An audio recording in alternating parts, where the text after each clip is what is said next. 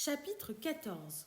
Comment Panurge raconte de quelle manière il échappa des mains des Turcs.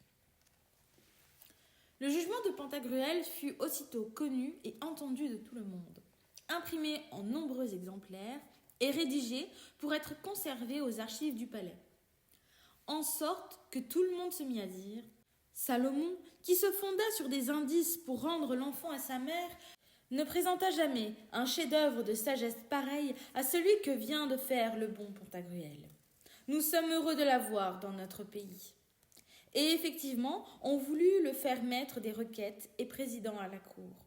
Mais il refusa tout en les remerciant aimablement. Car on est, dit-il, trop grandement esclave de ses charges. Et il est bien difficile pour ceux qui les assument d'être sauvés, vu la corruption des hommes. Et je crois que si les sièges abandonnés par les anges rebelles ne sont pas occupés par une autre sorte de gens, le jugement dernier n'aura pas lieu avant 37 jubilés. Et que Nicolas de Q se sera trompé dans ses conjectures. Je vous en préviens de bonne heure, mais si vous avez quelques muides, de bon vin, je le recevrai volontiers en cadeau. Ce que les gens firent volontiers, et ils lui envoyèrent du meilleur de la ville, qu'il but assez bien. Le pauvre Panurge en but vaillamment, car il était maigre comme un hareng sourd. Aussi s'en allait-il léger comme un chat maigre. Quelqu'un l'interpella, tandis qu'il avait déjà vidé la moitié d'un grand anape de vin vermeil, lui disant « Compère, tout doux, vous sifflez cela comme un enragé. »« Je me donne au diable, dit-il. Tu n'as pas en face de toi tes petits buveurs de Paris qui ne boivent pas plus qu'un pinson et ne prennent leur béquet que si on leur tape sur la queue, comme on fait aux passereaux. Ô compagnon, si je montais aussi bien que je descends, je serais déjà au-dessus de la sphère de la lune, avec Empédocle. Mais je ne sais que diable ce que ceci veut dire. Ce vin est fort bon et bien délicieux, mais plus j'en bois, plus j'ai soif. Je crois que l'ombre de monsieur Pantagruel engendre des altérés, comme la lune donne des cathars. » Là-dessus, l'assistance se mit à rire. Voyant cela, Pantagruel dit « Panurge, qu'est-ce que vous avez en réserve de rire ?» « Seigneur, dit-il, je leur racontais combien ces diables de Turcs sont malheureux de ne pas boire une goutte de vin, même si l'Alcoran de Mahomet ne contenait pas d'autre mal, je ne me mettrai point sous sa loi. Mais, dit Pantagruel, dites-moi donc, comment vous avez échappé de leurs mains ? Par Dieu, Seigneur, dit Panurge, je ne vous en mentirai en aucune façon. Ces gueux de Turcs m'avaient mis en broche, tout lardé, comme un lapin, car j'étais si maigre que sans cela ma chair aurait fait un fort mauvais mets. Et en cet état, ils me faisaient rôtir tout vif.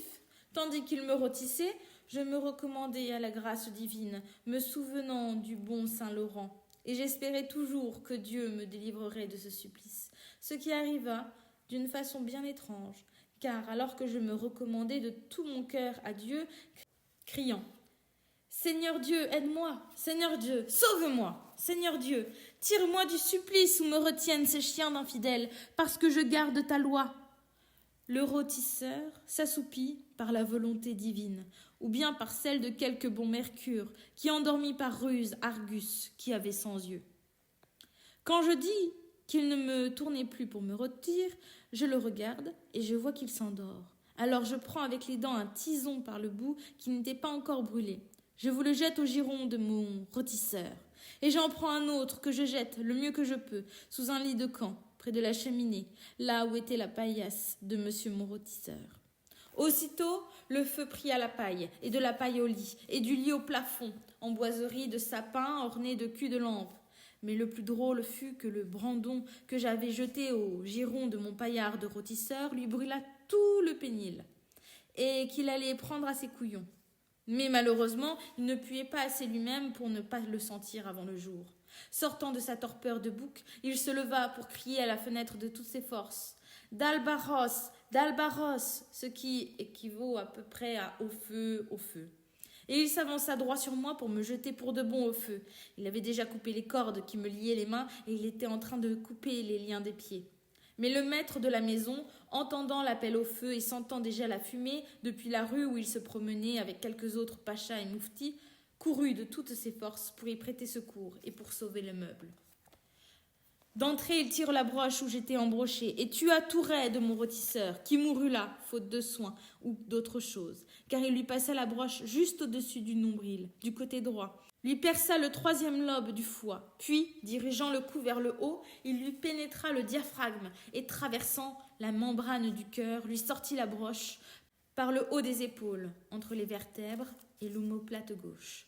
La vérité est qu'en retirant la broche de mon corps, il m'avait fait tomber à terre, près des chenets, et je me fis un peu de mal dans ma chute, pas trop toutefois, car les lardons amortirent le choc.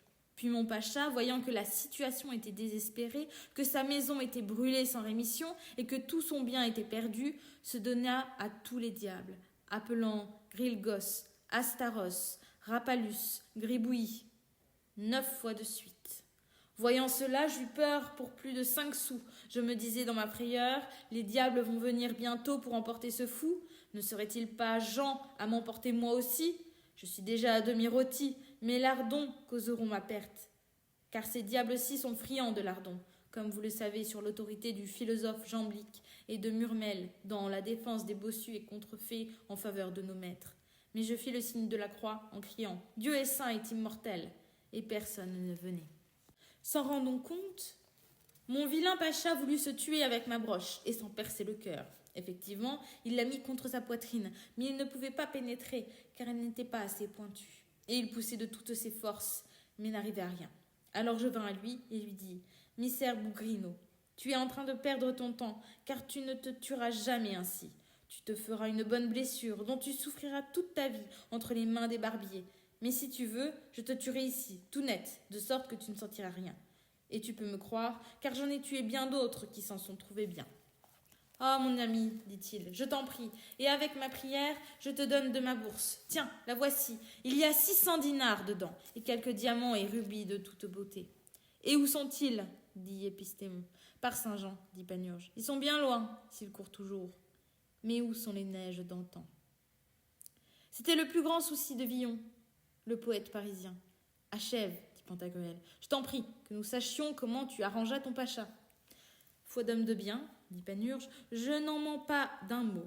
Je le bande avec une méchante braie que je trouve là, à moitié brûlée, et je vous le lie à la paysanne, pieds et mains, avec mes cordes, si bien qu'il n'aurait su bouger d'une patte. Puis je lui passai ma broche à travers la gargamelle et le pendis, accrochant la broche à 2 gros crampons qui soutenaient des hallebardes. Je vous attise un beau feu au-dessous, et vous flambez mon milour comme on flambe les harençaux dans la cheminée. Puis, prenant sa bourse et un petit javelot qui était dans les crampons, je m'enfuis au galop, et Dieu sait si je sentais la toison de mouton. Une fois descendu dans la rue, je trouvai tout le monde qui était accouru au feu avec beaucoup d'eau pour l'éteindre. Quand ils me virent ainsi à moitié rôti, la nature leur inspira de la pitié pour moi. Ils me jetèrent toute leur eau sur moi, me rafraîchissant agréablement, ce qui me fit beaucoup de bien. Puis ils me donnèrent quelque peu de nourriture, mais je ne mangeai guère, car ils ne me donnaient que de l'eau à boire, selon leur coutume. Ils ne me firent pas d'autre mal, si ce n'est qu'un vilain petit Turc, bossu par devant, croquait furtivement mes lardons. Mais je lui donnai de si rudes torgnoles sur les doigts avec mon javelot qu'il n'y revint pas 2 fois. Et il y eut aussi une fillasse de Corinthe qui, m'ayant apporté un pot de mirobolant aphrodisiaque confit, selon leur coutume, regardait comment mon pauvre diable de membre émoussé avait battu en retraite devant le feu, car il ne me descendait plus qu'aux genoux. Mais notez que ce rôtissage me guérit entièrement d'une sciatique à laquelle j'étais sujet depuis plus de 7 ans, et du côté où mon rôtisseur, en s'endormant, me laissa brûler. Or, pendant qu'il s'attardait avec moi, le feu gagnait, je ne sais comment, plus de 2000 maisons, à tel point que l'un d'entre eux s'en aperçut et cria ces mots. « Ventre, Mahomet, toute la ville brûle, et nous nous attardons ici ?» Chacun s'en va, ainsi, à sa chacunière. Pour moi, je prends le chemin de la porte. Arrivé sur une petite butte, près de là, je me retourne en arrière, comme la femme de Lot, et je vis toute la ville en flammes. Ce qui me combla tellement d'aise que je crois m'en conchier de joie. Mais Dieu m'en punit bien. « Comment ?» dit Pantagruel. « Alors que, dit Panurge, je regardais plein d'allégresse ce beau feu en me moquant et disant « Oh, pauvre puce, oh, pauvre souris, vous passerez un mauvais hiver car le feu est dans votre pays. » Il sortit de la ville plus de 6 ou plus exactement plus de 1311 chiens, des gros, des petits, qui quittaient la ville tous ensemble, fuyant devant le feu. D'emblée, ils accoururent droit sur moi, sentant l'odeur de ma paillarde de chair à demi rôtie. Et ils m'auraient bien dévoré sur l'heure si mon ange ne m'avait bien inspiré, me suggérant un remède bien opportun contre le mal des dents. Et pourquoi dit Pantagruel. Craignais-tu le mal des dents? N'étais-tu pas guéri de tes rhumatismes? Pas que d'œuf, répondit Panurge. Y a-t-il de plus grand mal de dents que quand des chiens vous tiennent aux jambes? Mais soudain, je me rappelle mes lardons et je les jetai au milieu d'eux. Alors les chiens, d'arriver et de s'entre-déchirer l'un l'autre à belles dents, à qui aurait le lardon, de ce fait ils me laissèrent, et moi aussi, je les laisse, se bagarrant entre eux. C'est ainsi que j'en échappe, gaillard et joyeux, et vive la rôtisserie.